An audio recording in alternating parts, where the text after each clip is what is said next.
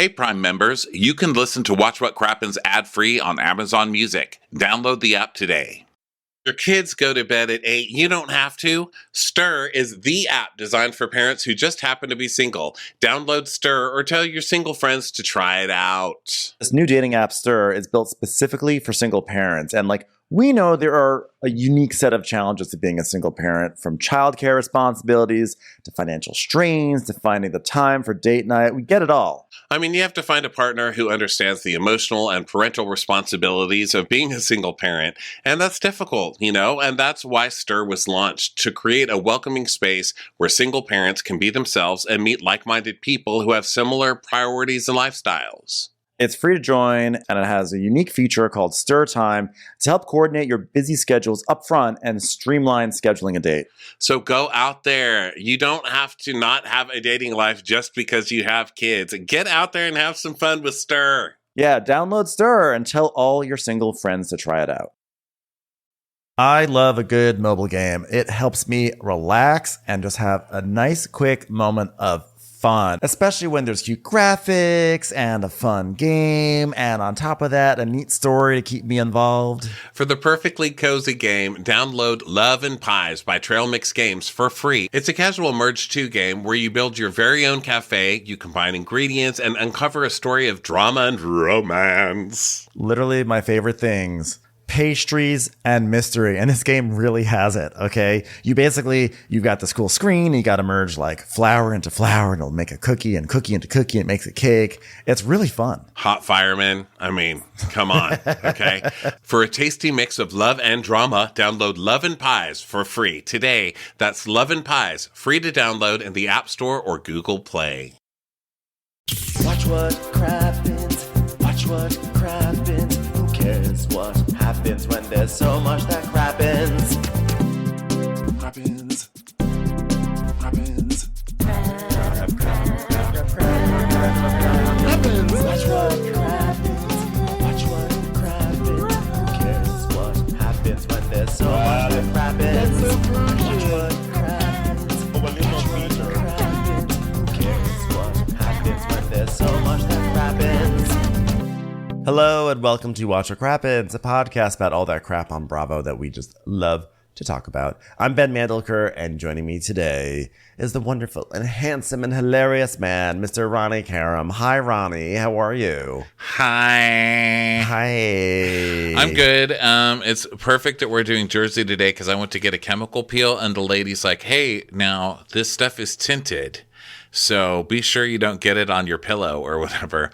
And I didn't look at myself, but I just turned on this video camera to do Crappens on Demand, and I look like a Jersey cast member. I look totally spray tanned, and look, not on my neck, only my face. I think it looks good. I think you look good, Ronnie. Isn't that funny? Nice. I showed up to the Jersey recap with a sizzle tan. All right.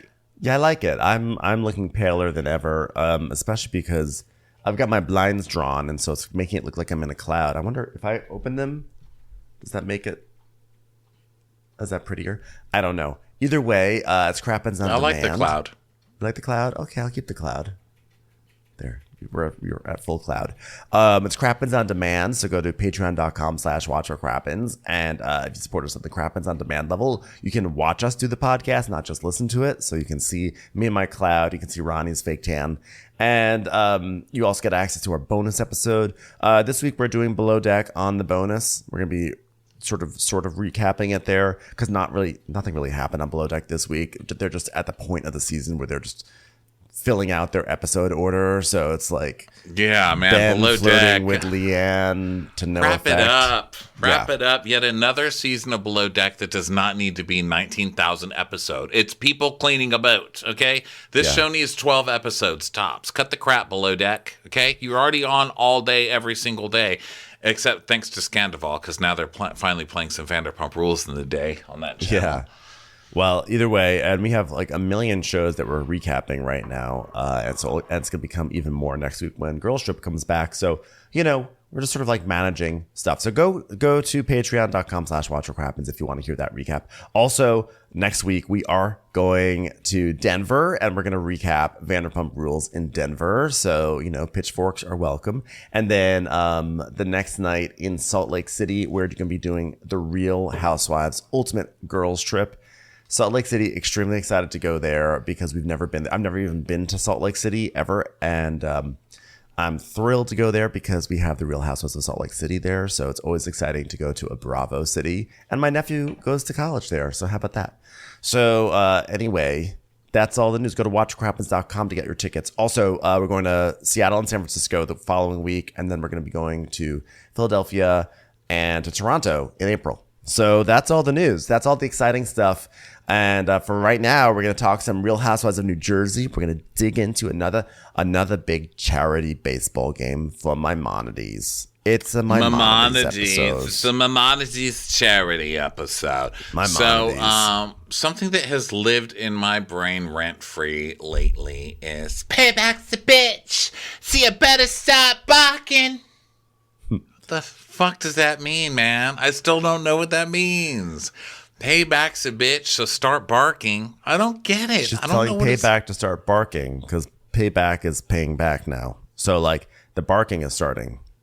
Or it's like, oh, Payback is a bitch, and like maybe you're like a boy dog, and so the boy dog needs a lover, and so start barking to woo the Payback.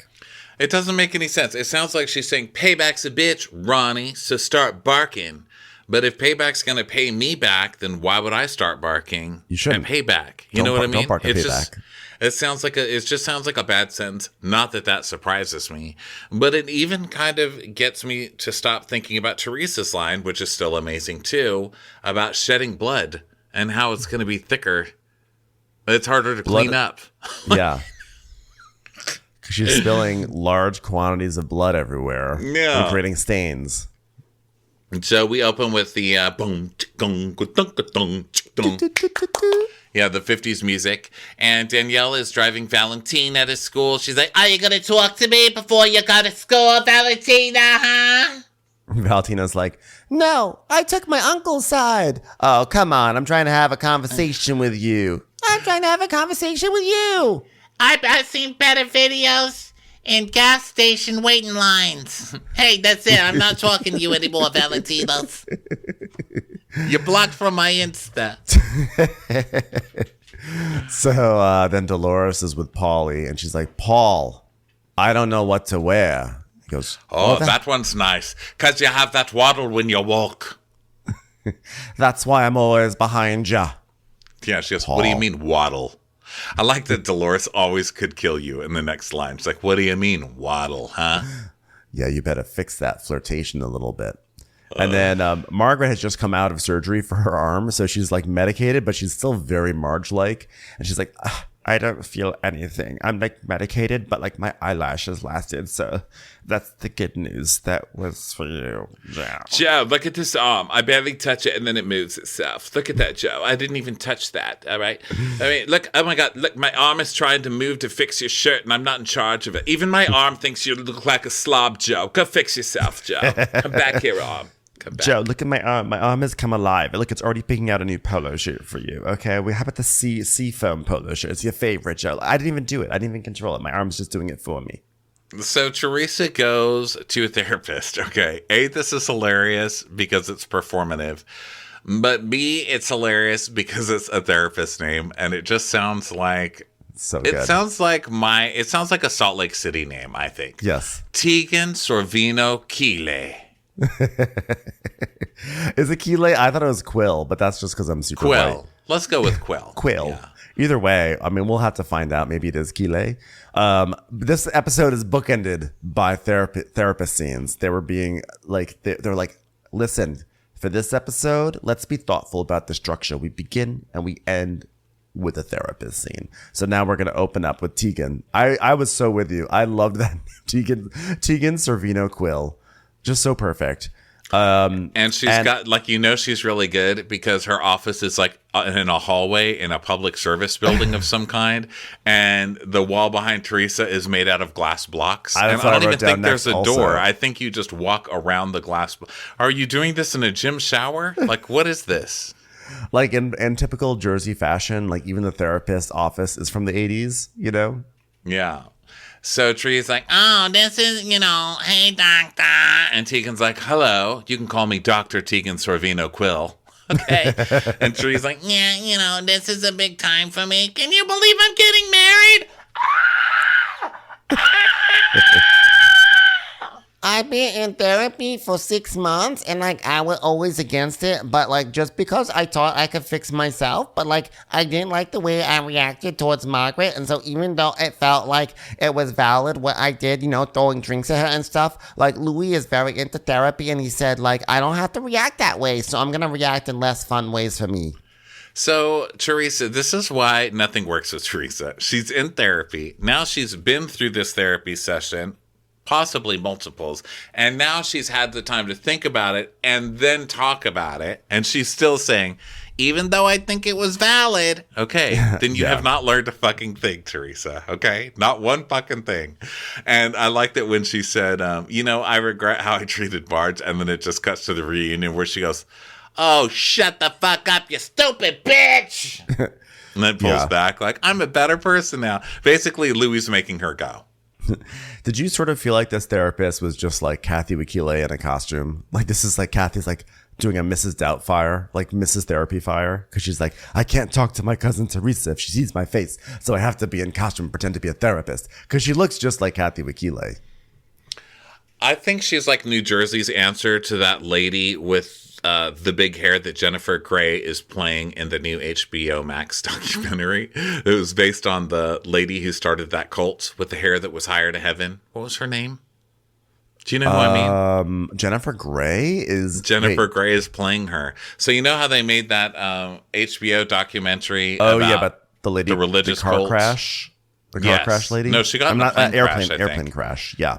Yeah, I didn't know there was an HBO movie, scripted version of that. All right, let me get it right because Jennifer Grey, that's amazing. Yeah, she's playing Gwen Shamblin. Was her name? Yes, Gwen Shamblin, starving for salvation, and it's going to be a Lifetime movie. So yeah, that's a little far from HBO actually, but I think she's new. I think this therapist is New Jersey's answer to Gwen Shamblin. That's what I'm getting. That's a very long way around that one, but sorry. What can we compromise and say it's Kathy Wakile in a Gwen Shamblin costume? Okay, well, I feel like Kathy Wakile would be like, here, I've got one question for you. Why am I looking after your children? Your children, no one's watching your children right now, Teresa. So Tegan's saying, Dr. Tegan's saying so you love how calm Louis is and you're working on being that way. And she's like, yeah, I guess that was my way of just fixing a problem. It's like lashing out because I just want to fix things, and I guess my delivery is not always the way it should be. And then they just cut to her throwing a million glasses across the table at Margaret. No, probably not the best delivery. Yeah. That would be great. It's like 2012, table toss. 2013, glass toss. 2014, another glass toss. 2015, another glass toss and a strangle. 2015, strangling a cat and throwing it at a mariachi band. 2016, throwing a small mariachi band member into Melissa's face. It's more and more. It was like when she said, I guess my delivery is not the way it should be. It's like you could just see the editor slow-mo pressing the button that says Teresa table flip footage. Like you just saw it coming. Yeah. So Teresa's like, yeah, he's teaching me to approach things differently. So now I just carry a knife so I don't got to threaten people with glasses no more. And she's like, yeah, and then there was boys' night, and that didn't go good because my brother told Joe to fuck off. My brother told Louis to fuck off like 10 times, and Louis said, don't worry, because he's in pain. He's in pain about it. Yeah, he's a real compassionate guy. Yeah, so I called him and I said, are you ready to make peace? And he said, yeah, but then he didn't come to the housewarming party. And Tegan's yeah, all I wanted was to make peace, but then he didn't go to Raquel's puppy party, so... So how did that make you feel, Teresa? Well, it was very hurtful. Like, it was sad. Like, I looked around and, like, I wish my parents were there to see the new pizza oven. And then, like, my brother wasn't there. So that was, like, kind of weird. And, like, I only have my brother, and that's it. And, like, my nieces and nephews, and that's it. I don't even have any children of my own. It's like, oh, Teresa. All I got is my brother and his wife and their kids, and that's it. And then my cousins that I don't talk to, and then my other cousins who I don't talk to. And then my other cousins whom I don't talk to. Like, you've had so many chances that you guys just blow over and over. I don't want to hear your pity party about how you have no one. Exactly. She goes, the way things are, does that worry you? Yeah, because, like, growing up, my father and his cousin, they didn't talk for 6 years over, like, $200, okay? Like, my dad was, like, no joke. Okay, he was very strong, and he was, like, stubborn, and he, like, never told me he loved me, but, like, I got my daughter, Gia, to say I love you, and that's how he started saying I love you, and that's when he started making octopus at 6 in the morning, you know? I guess that's how they was raised. Growing up, I didn't grow up with my cousins, but I want my kids to grow up with their cousins, because my kids went to Antonia Sweet 16, but Antonia didn't come to Melania Sweet 16. She and Melania was like this. I just want these cousins to talk, because cousins should always talk. Are you going to reach out to Catherine McKay? Fuck that bitch! Yeah, in hell. So she says, yeah, Melissa said that she couldn't come to the Sweet 16 party because she had a cheer competition. Saying she was so hurt at it. Yeah, but that's a real thing, a cheer competition. I don't think you can just skip those. I don't know. No, I don't. Cheer Those cheer ladies is don't wild. fuck around. I'll tell you that much. My niece is in cheer, and it gets dramatic over there. Okay, those ladies get very upset if you miss anything. I've heard them talking after the cheer competitions, and I'm like, you people are terrifying me. I'm so glad that I wasn't, because there are a lot of boys in it now, you know? Basically, the boys run around, and they just, like, pick up girls. They're like, okay, here's your station. Run, pick up this girl, then throw her. Then run and pick up that girl and throw her, and then run and pick up the... Like, guys get used to do that.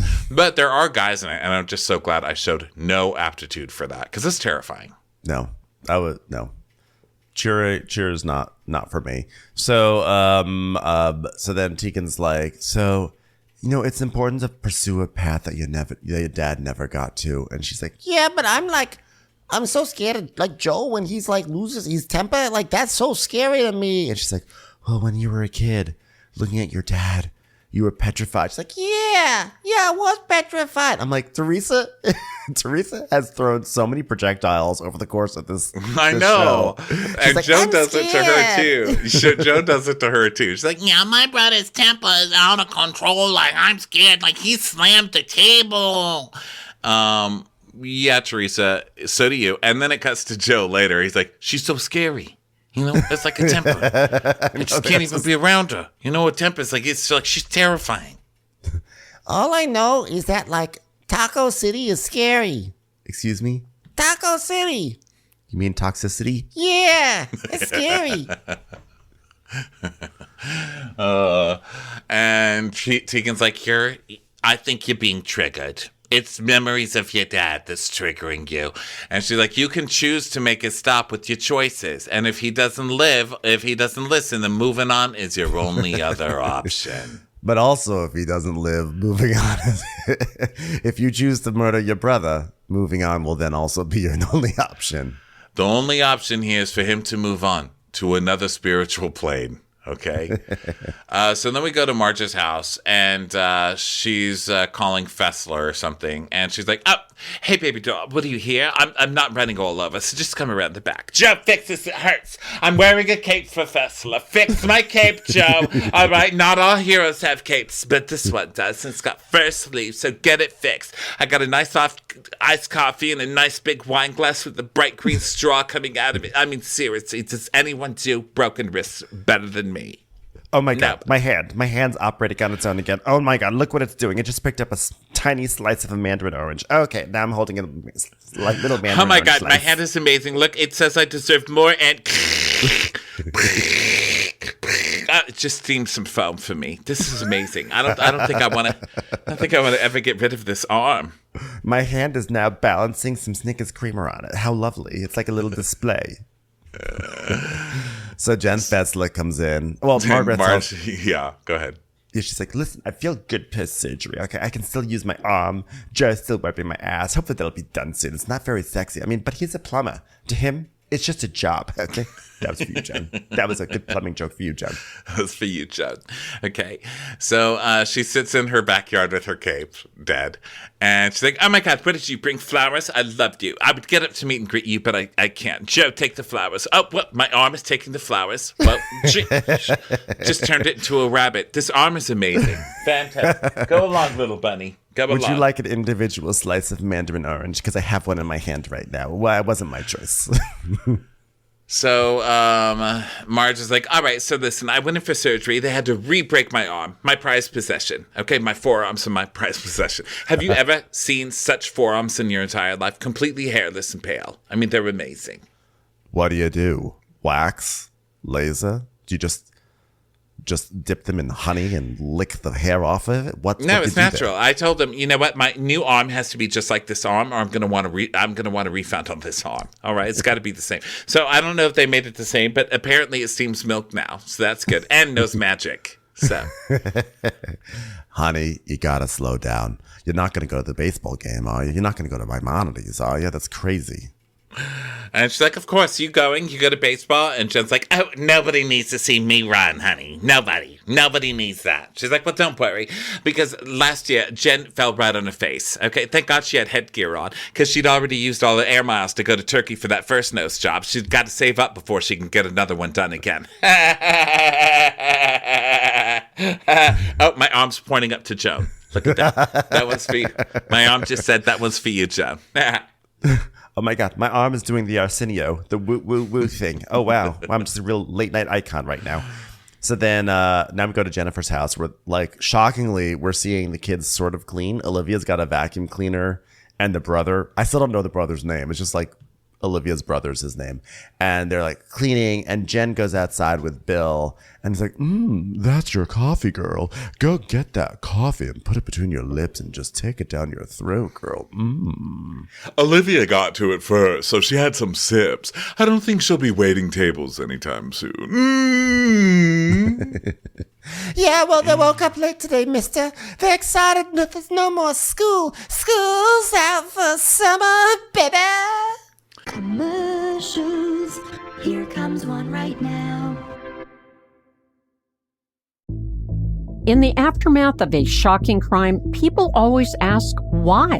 Why would someone do something like that? What could possibly push them to commit such a horrible act? Was it money? Revenge? What makes people like that tick? I'm Candace DeLong, host of the podcast Killer Psyche, where I explain the thoughts, motivation, and behaviors of the most violent figures in history. You may think you know these cases, but trust me, you do not. Using my decades of experience as an FBI agent and criminal profiler, I dig deeper into the twisted psychology of why. Many of the cases covered on Killer Psyche I actually worked on, like the serial killer Ted Kaczynski, the Unabomber, and Dennis Rader, also known as BTK. Follow Killer Psyche wherever you get your podcast. You can listen ad-free on the Amazon Music or Wondery app. Life is short, and it's full of a lot of interesting questions. What does happiness really mean? How do I get the most out of my time here on Earth? And what really is the best cereal? These are the questions I seek to resolve on my weekly podcast, Life is Short with Justin Long. If you're looking for the answer to deep philosophical questions like what is the meaning of life, I can't really help you. But I do believe that we really enrich our experience here by learning from others. And that's why in each episode, I like to talk with actors, musicians, artists, scientists, and many more types of people about how they get the most out of life. We explore how they felt during the highs and sometimes more importantly, the lows of their careers. We discuss how they've been able to stay happy during some of the harder times. But if I'm being honest, it's mostly just fun chats between friends about the important stuff. Like if you had a sandwich named after you, what would be on it? Follow Life is Short wherever you get your podcasts. You can also listen ad-free on the Amazon Music or Wondery app. So then she's like, Okay, now listen here. I don't want you to be nice to Margaret when you see her, because she started with me again at Fessler's party. She said you told Melissa that I'd tell her to leave Joe for a baseball player. I'm like, well, I heard that's what she said. And because this was coming from Margaret's friend Laura, and of course Margaret got all worked up, and she called me a disheveled drug addict. This isn't disheveled. This is a shampoo commercial, baby. Literally the monologue of a disheveled drug addict. So, and then she goes, You're just an albino in a wig. that's so mean to albinos, meaning like don't make So then, I mean, Jen is just so unhinged. Her husband looks like he's barely hanging on. I'm honestly shocked that he's still here. I totally thought he would have left during the off season, okay? But he's still here. He looks like he's barely hanging on. And then Jen just starts dumping all of this terrible behavior on him. And he is just trying to bite his tongue, Every time she sees him, she's like, Oh, yeah, guess what? I went to a party. I got kicked out of it and called Margaret the C word. Why aren't you on my side, Bill? Why?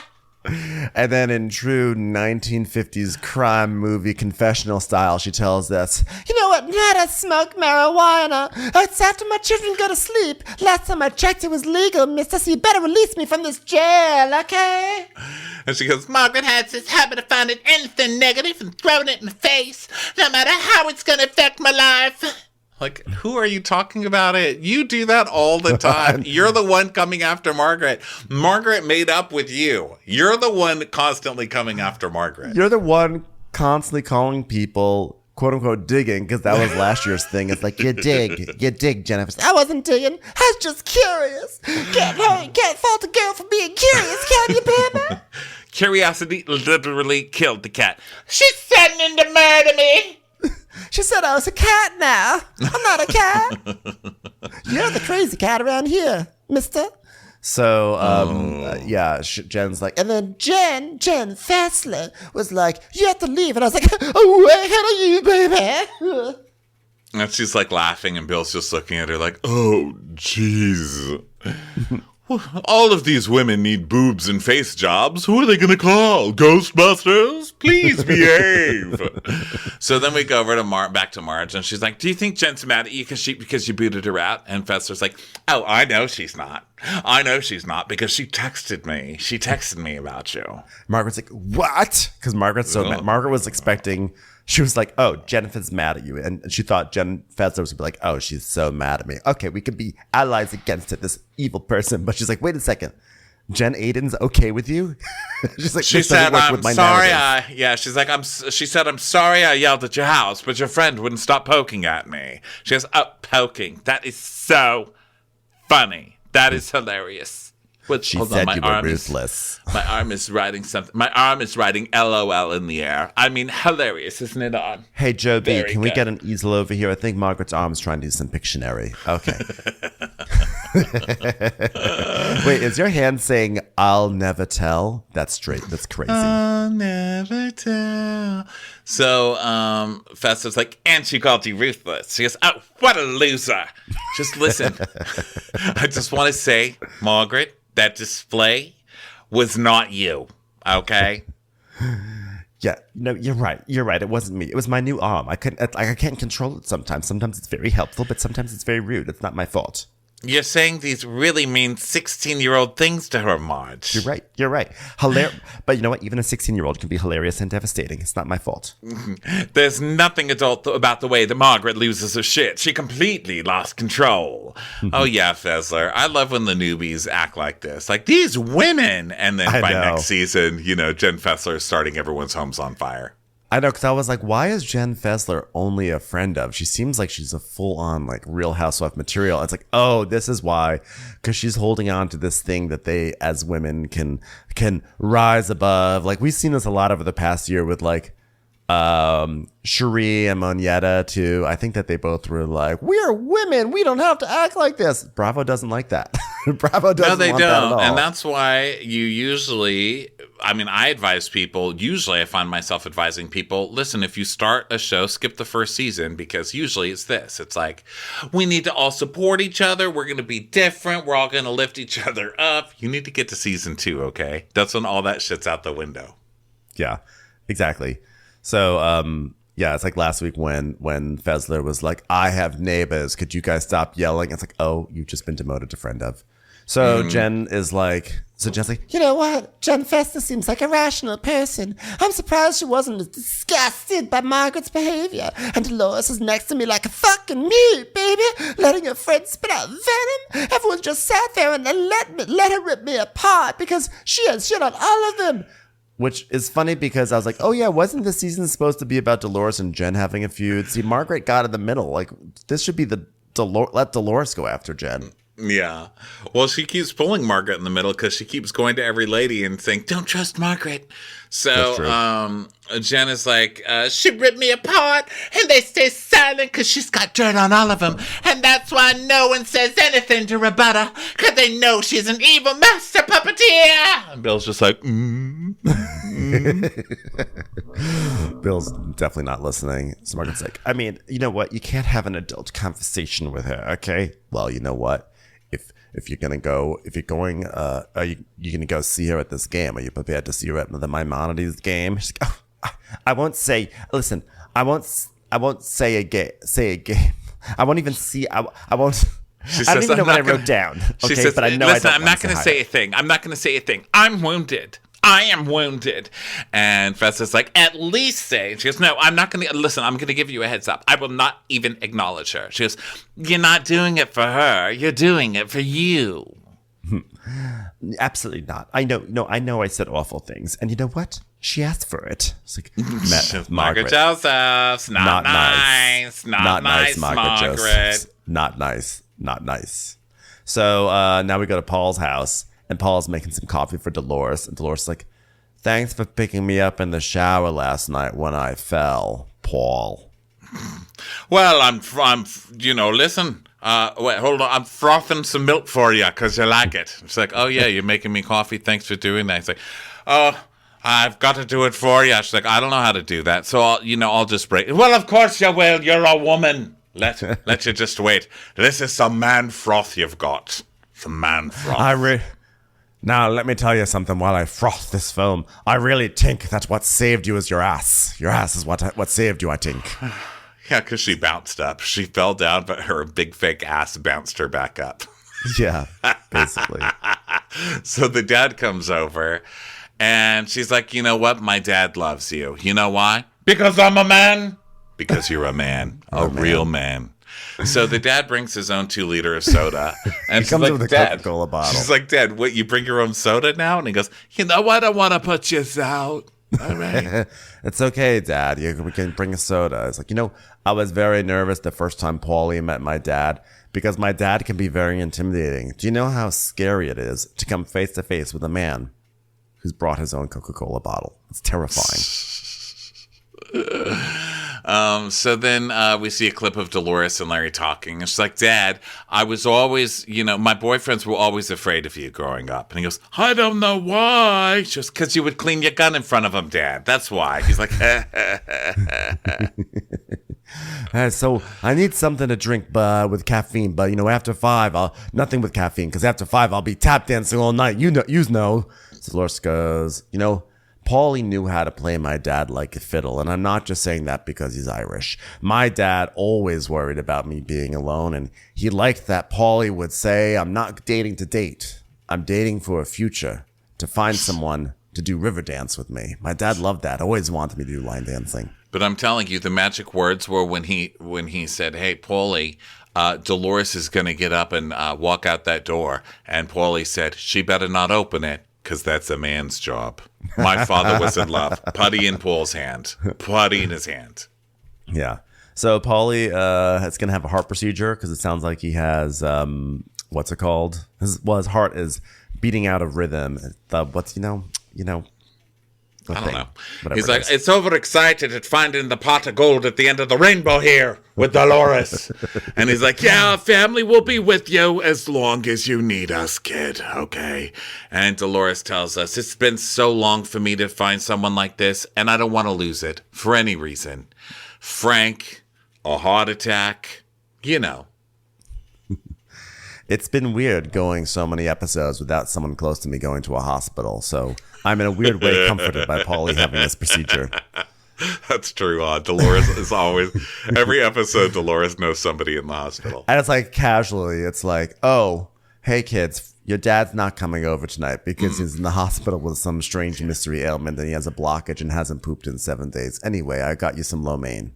No, that was a weird thing because it was he hasn't pooped in 12 hours. I was like, that was my favorite part of it is that they took Frank to the hospital because he wasn't pooping every 2 hours. You know, they're like, oh my God, has Frank not pooped in more than 2 hours? Take him to the hospital immediately. So Dolores then takes a walk with Dog and Larry. And Dolores like, you know what? These dogs are so spoiled, Dad. These are some spoiled dogs. Look, they don't even bring their own soda on their walks. Can you believe it? Spoiled little dogs. So he's like, you seem happy, Dolores. And she goes, oh, yeah, that's the man I need. That's the kind of man I need back there. A man like you, Dad. A man who takes care of me. Am I close with Frank? Sure, I'm close with Frank. You know, does Frank bring his own Coke? No. And that's just how it is. And Frank's got to see that. You know? And he's like, but you built all of this on your own, Dolores. You drove that bus on your own. I literally drove a bus. I did that. That was one of my jobs, actually. Yeah. Yeah, you know, because Frank, he's a very large man, doesn't fit in a normal sedan. So that's how I originally met Evan Goldschneider. She's got like some weird background story. Like this year when she's like, yes, I did work for Bill Aiden. There, I did. You're like, what? Yeah, I did. And I did drive the bus because the bus driver had to go to the hospital. He has a simple procedure. That's how I first met Evan Goldschneider. You know, meets every husband in a different way. You know, back when I owned a pizza company, gosh, I was in competition with Fuda all the time. Like, it's nice to finally know nice to know in a casual setting, you know. You know what? I just want Paul to know he's the number one man in my life, okay? And when there's heart surgery coming up, it's very scary. And Larry's like, well, I'll be honest with you, Dolores. I'm not gonna put the horse ahead of the cart or whatever, or the bus. Or the Coca-Cola. Or the Coca-Cola, Dolores. But I like him. Dad, what is he? Come on, Dad. A man? A real man, Dad. Very good. Let's go back. So now we see Rachel and Fuda at the batting cage. Humdingers. Excuse me. This batting cage place has a name, and it's called Humdingers. That's a real humdinger, Bill. Yeah, let's go to Humdingers. Hey, Rachel, you want to go to Humdingers? Oh, you know I'm a big Humdinger fathead. Let's do it.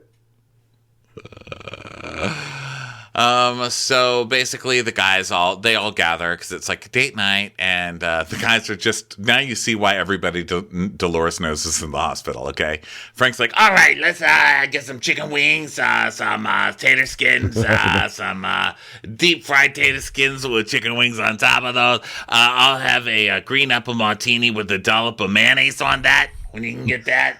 Yeah, Dolores. Well, Dolores isn't here, but if she were here, I'd get her the Humdinger burger. The Humburger? Is that what that's called? Okay, I'll have one of those. Humdinger. Oh, can I have the Humdinger tuna tartare too, please? Thank you very much. So they're talking about this game coming up, and Frank's like, this might be the first time Paulie and I are in the same place. And Melissa's like, yeah, you know, I think this guy is, it's different than the other guys that Dolores dates. You know, this guy's not going to be warm like David, okay? And then we see a clip of David taking care of Frank after he got capped in the knees for not finishing whatever construction money he borrowed money for the mob for, allegedly by me. That was like an original allegation from me. And David being so nice to him and stuff. And David's like, yeah, it was real nice giving you a shower earlier. Frank's like, yeah, well, it's another thing when you grab my balls. And then Joe Gorga's like, you know, when she was with David, like, he didn't give her the time of the day. And, like, you were always there for her, okay? And now she's got Paulie. And Paulie's always around, you know? And Melissa's like, yeah, because she's got a man with her now. A man. So that's this conversation. It's all about and, that. yeah, and Joe's like, yeah, well, let me tell you the difference. Now she don't give Frank the time of day. And Frank's like, yeah, it's affecting our family dynamic. You did that when you cheated on her multiple times, you fucking idiot. And he's like, I've always considered myself a good father, but I wasn't a good husband, and I regret that every day. I mean, that's nice, Frank, but you being a good husband is part of being a good father, okay? Ooh, and you're not snap. entitled to a position you gave up decades ago with your couch breaking and boardwalk hooker dalliances, okay? You don't get to complain about that still, Frank, and you don't get to cry on camera and try and get more girls writing you on DMs being like, oh, you poor thing, how can I help you, honey? Come here, come to mama. But I love Dolores. Okay, I love her, and she knows it. I say it all the time. Look, this Long Island medium girl that I brought along with me, she knows. Okay, she knows. I say it all the time. Dolores is one of the most important people of my life. I don't even have to say it because she already can see it in my head. Okay, Brittany is the Long Island medium origin story. I know. She's like definitely the hair origin story at the very least. I mean, like she's allegedly 31 or 32, and she's like that hair. That hair is like. It looks like the Matterhorn at Disney. It's crazy. So then Frank tells us, we worked hard to where we are today, and it wasn't easy. So Paulie comes around, and Dolores and I probably are the furthest we've ever been from one another in years, at least since I cheated on her with about 45 different women. I don't know. It's crazy. And Melissa's like, yeah, you might have to back off this one. And I don't think you're going to win this one. And Frank goes, babe, should we set dynamics, huh? Should we set dynamics, Brittany? And Brittany's like, I'm used to it, but of course, once you're around it, you understand there's nothing to be worried about, all right? And Fuda is like, do you think that Paul's insecure? And he's like, oh, yeah? Yeah, you want to see, you think it's insecure now? Wait till he sees me play softball, huh? So then they start, they're at the batting cages and they're swinging. No one can hit a ball except Joe Gorga.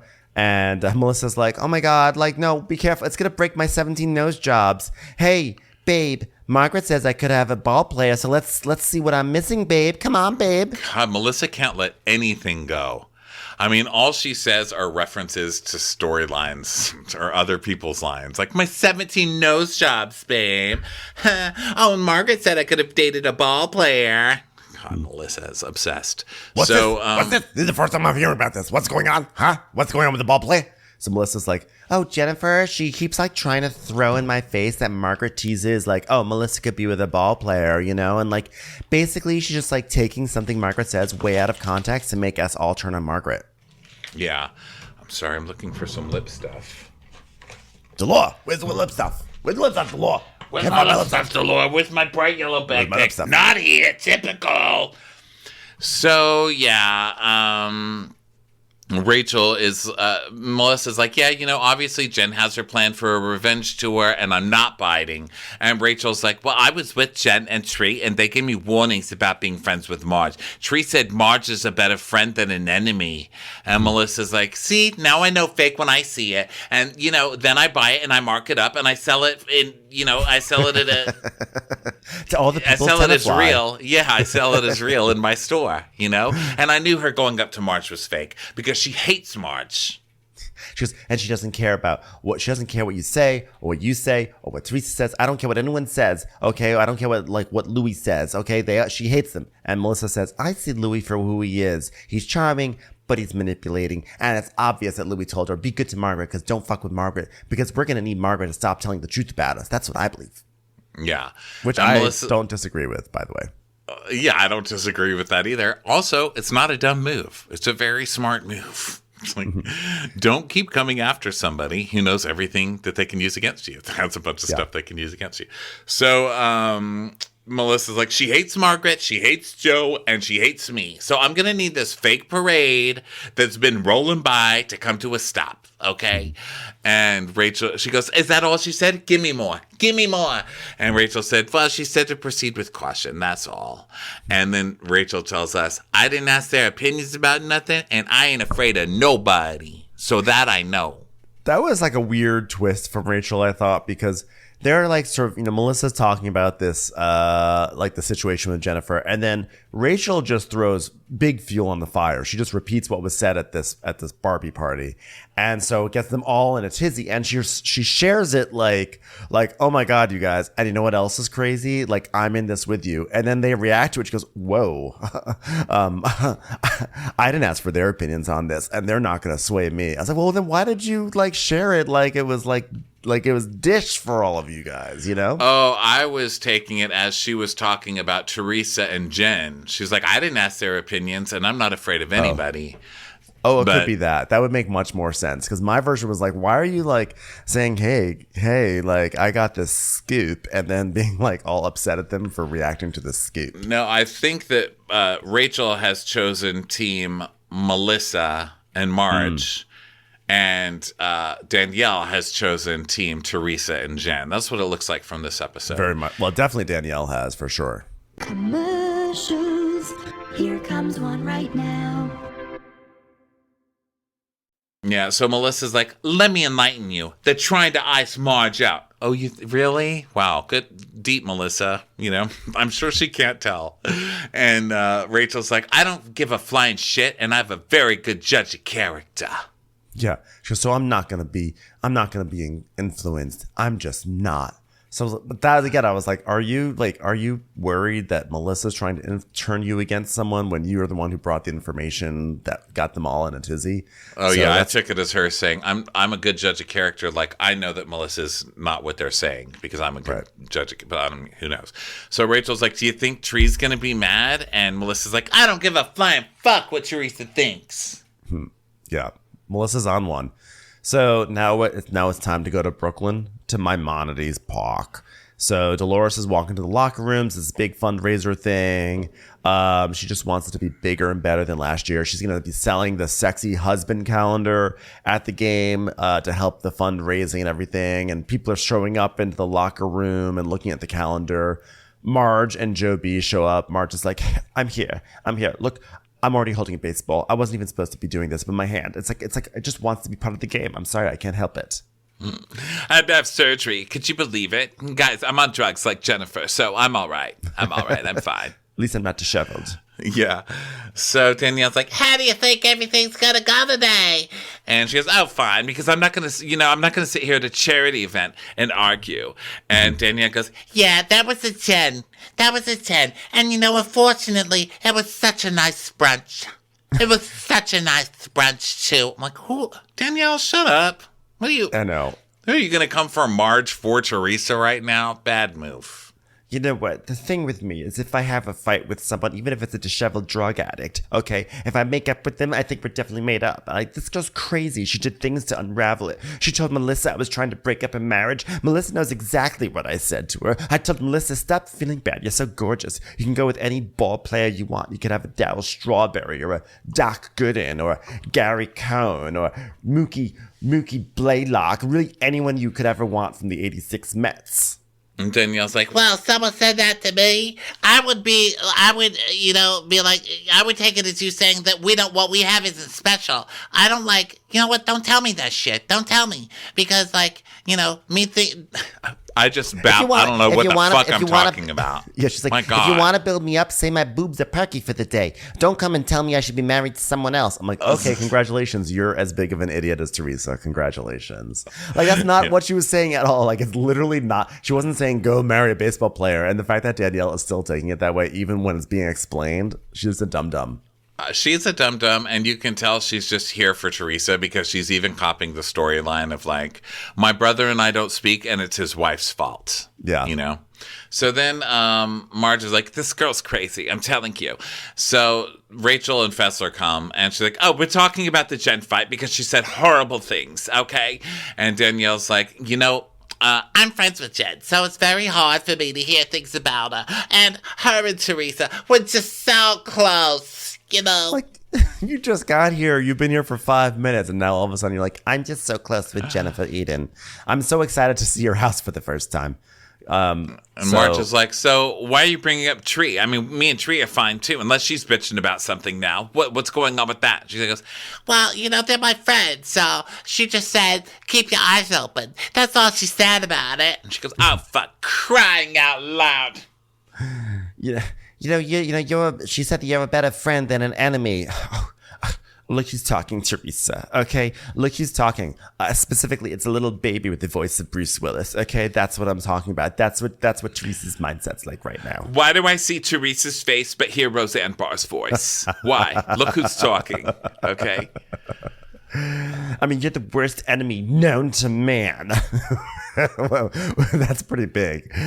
She just elevated Teresa to be the worst enemy Teresa of mankind. is an enemy that you do not want to have, And so she's like, I was never even mean to Teresa. I don't know where this is coming from. And Rachel's like, yeah, and they were also saying that you sway people's decisions. And Danielle's like, Yeah, and you guys obviously have a lot of history, but I don't want to go into a friendship thinking you're going to, come after me at some point, And then Danielle has the nerve to say, I can't possibly wrap my head around a human wanting to dig up things in my past to destroy me, but my gut always tells me to listen to my friends, and they obviously have been done dirty. I'm like, you are sticking up for Jennifer Aiden. This is what she does. Margaret basically did it once. And it was like, it worked out pretty badly for Margaret. A lot of the audience turned against her. Jennifer does this every single season. And she's like, oh, I can't, I don't know if I could be friends with Margaret because she digs up people. She digs up things about people. It's like, oh, you're an idiot. yeah. And she's like, I just don't know why the viciousness comes out straight out the gate. That's what I don't get. I'm like, shut up. This is none of your business. And you're on the wrong team. And you're starting all of this with Marge right now. And Marge is not biting. I like that Marge is arguing with her, but just being like, listen, you don't understand, stupid. Okay. Have fun being stupid, dumb face. Okay. So if you do something stupid to me, I'm going to say what? Are you fucking crazy? And so Danielle is just like, I don't know who this woman is. And Margaret's like, she says at this point, she's like obviously suffering very badly, Jennifer. And that is what it is. She's a suffering, disheveled drug addict. I can't help her anymore. And Jen's like, We made it. Hi, everybody. Hi. Take me out to the ball game, baby. Seventh inning stretch. Well, hello, Bill. You doing good? Hi, Jennifer. And Jennifer just ignores her.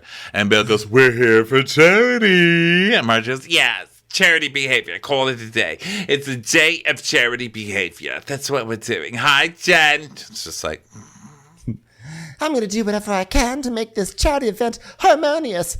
Sorry, I meant harmonious. Harmonious sounds bad. It would be just screaming and yelling at everyone just like common horse at an event.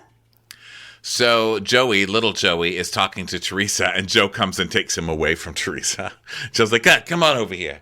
And he tells us, I got to keep my distance from Tree, because Tree can go from 0 to 100 immediately, and then I got to defend myself. I don't want to have to do that. I don't want to have to do that.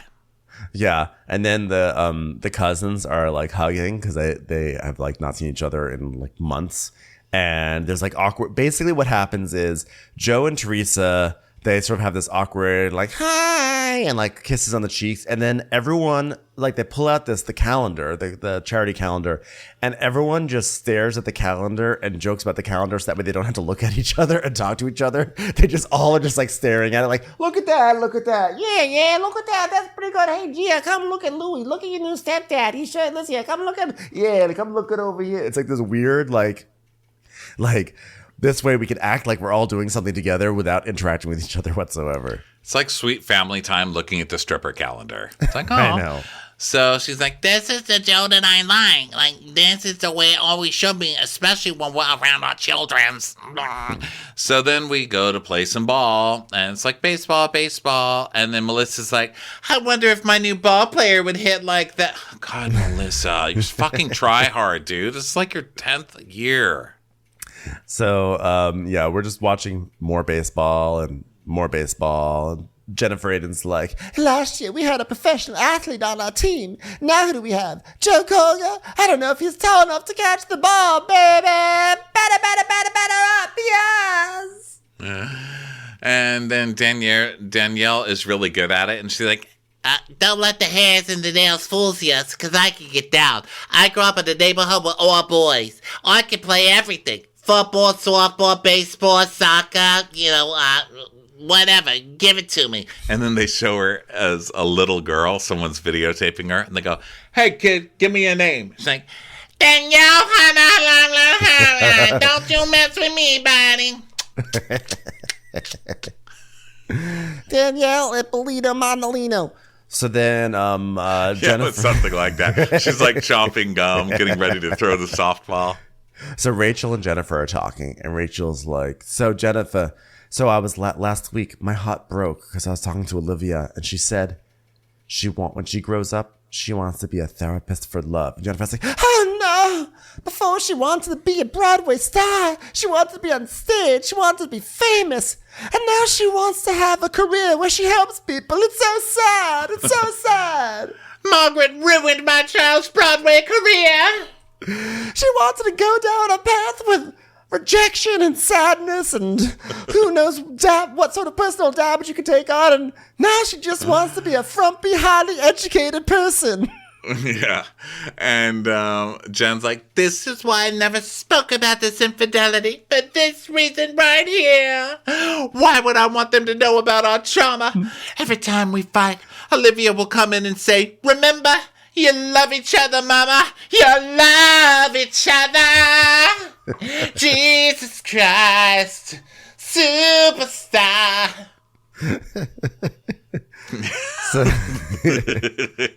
But by the way, I think that's so sweet that when you're fighting, your kid comes in and says, remember that you love each other. And I don't think that your husband has to have cheated for your kids not to like hearing you fight. Yeah. Yeah. But she used to love her fighting before. She'd come in and do monologues from Shakespeare. Now because she wanted to go to the stage, baby. We used to fight and Olivia would come in and sing, we're gonna score tonight.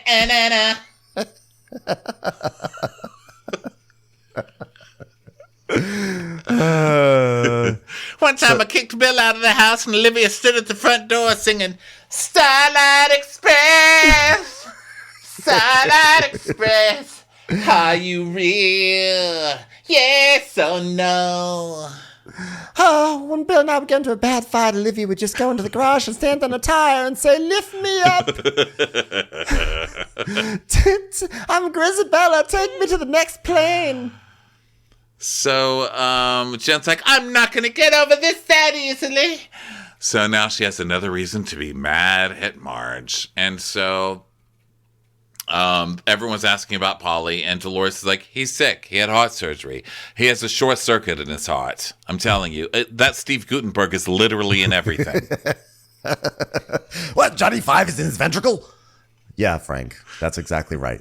So Joe B is like, Joe Bonino is like, well, you know what? You got to pass if you have surgery. And Gorga's like, yeah. Well, he's like, yeah, but look at this guy. Look at Frank. He's sad. Look at him. He's crying and everything. You look at him. He's crestfallen. And Dolores is like, well, you know what?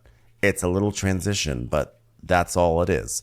It's like when I transitioned to having a big butt and I became more comfortable with falling over in the shower. It's just a little adjustment period.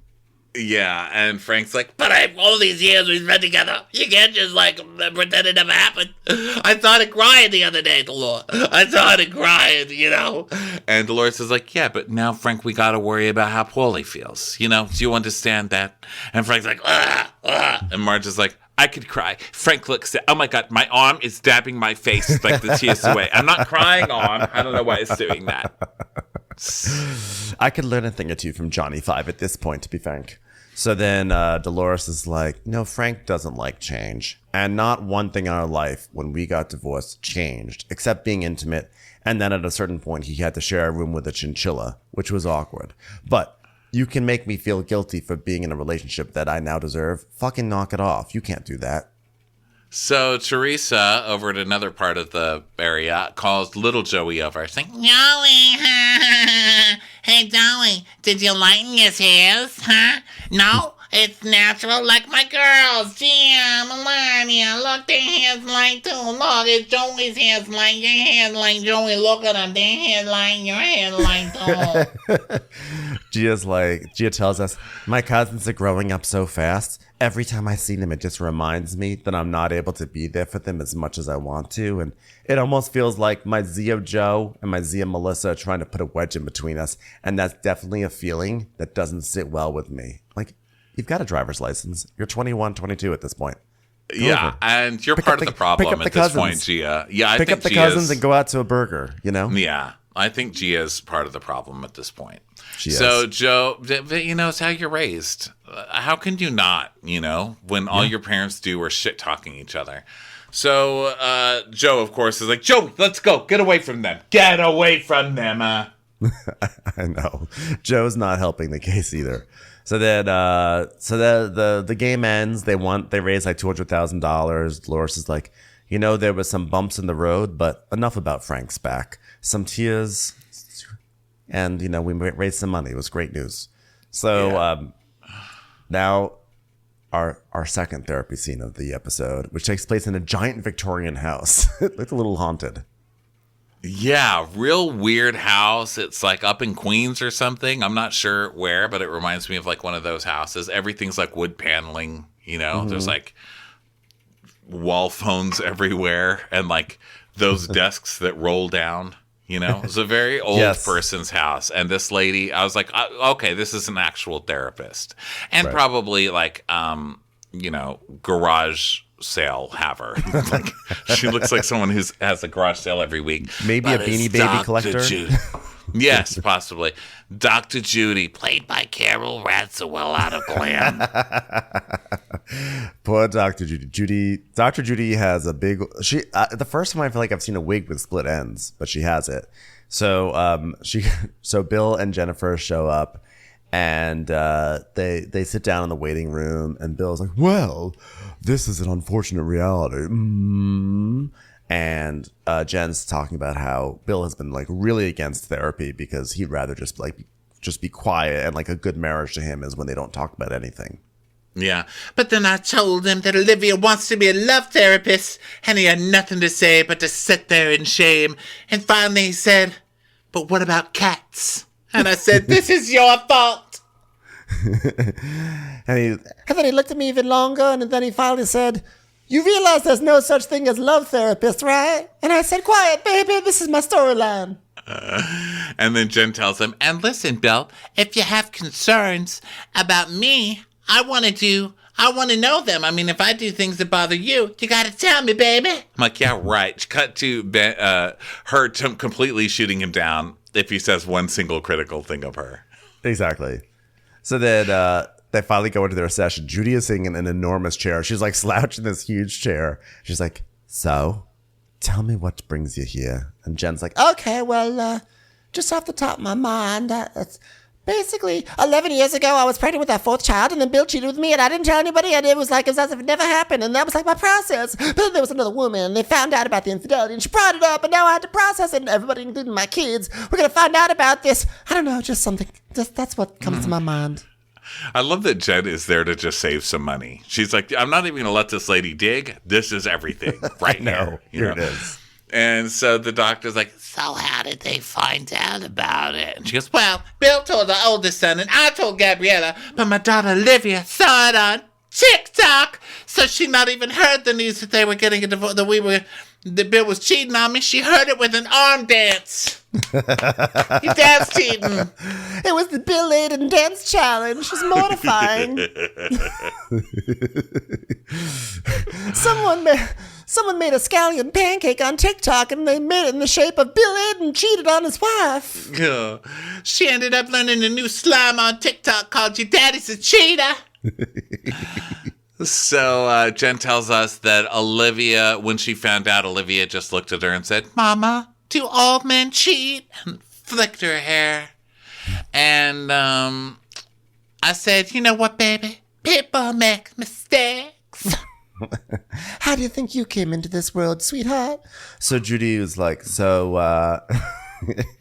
just like, you're concerned about the effect on the kids? And Jen's like, Yes, it's come to my attention that my daughter Olivia wants to be a disgusting, haggard therapist. Could you imagine something as terrible as that? She wants to be a therapist. What a just horrific, embarrassing, mortifying career choice.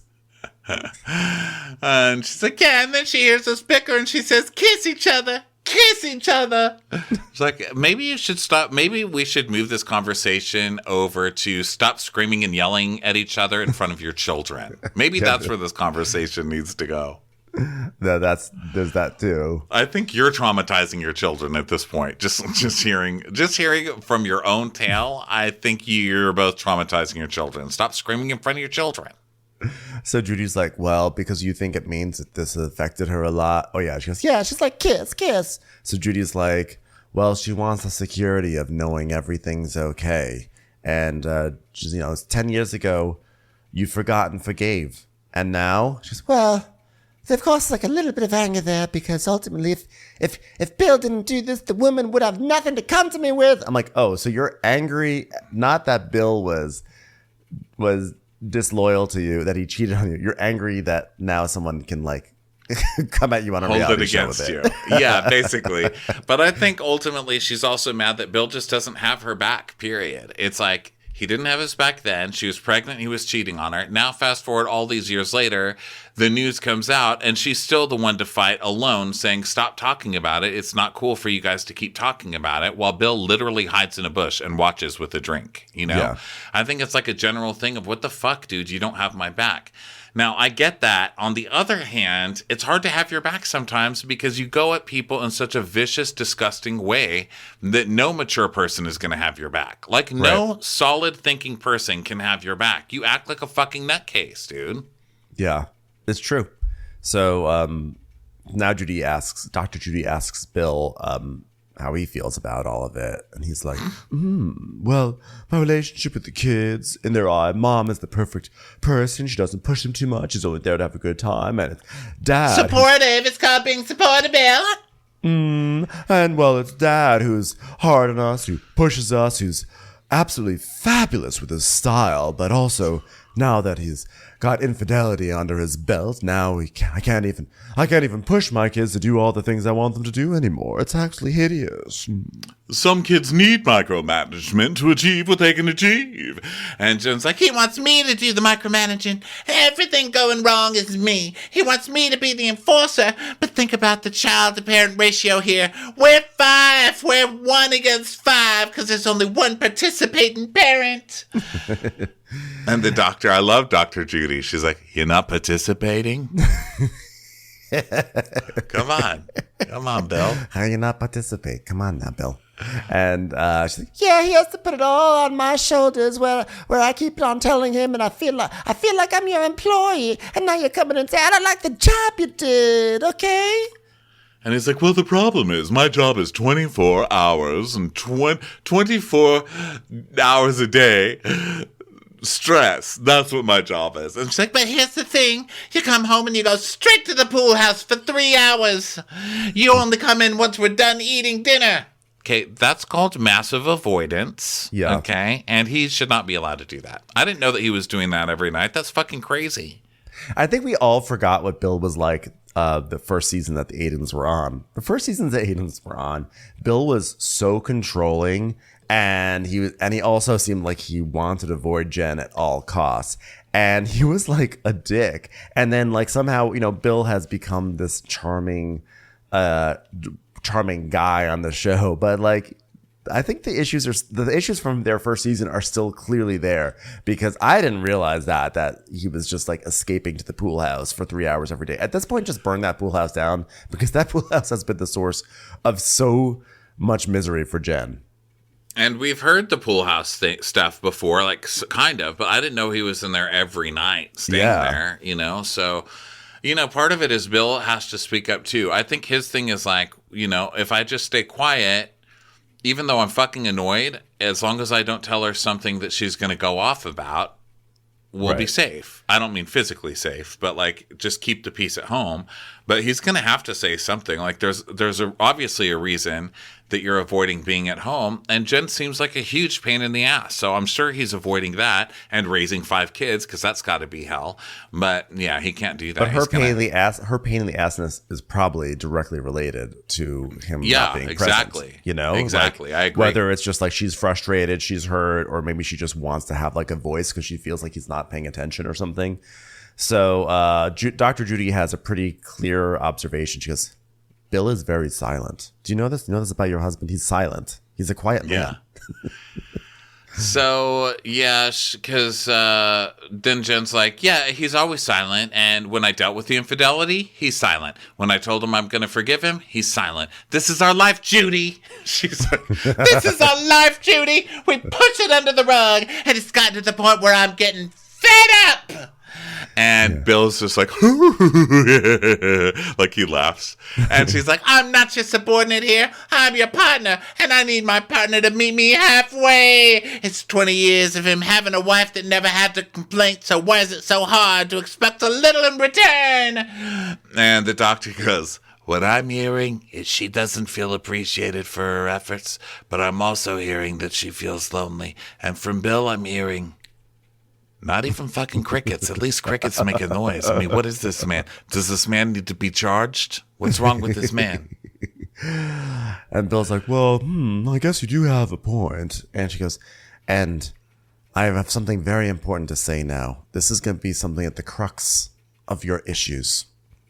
And my suggestion is that we make another appointment, and I'll tell you about it then. Sorry, it's the oldest gambit in the world. Therapist wins. Therapist wins. And Bill just goes, great. Oh, I see how this works. You're just going to string us along. Yep, that's how it is. So good luck, you crazy kids. Yep. And that was the end of the episode. So thanks, everyone, for listening and watching. And we'll be back later this week with all our usual recaps. So stay tuned. And we'll catch you on the next one. Bye, everyone. Bye. Watch What Crappens would like to thank its premium sponsors. Ain't no thing like Allison King. Ashley Savoni, she don't take no baloney. She's not just a Sheila, she's a Daniela. Itchels. Dana C.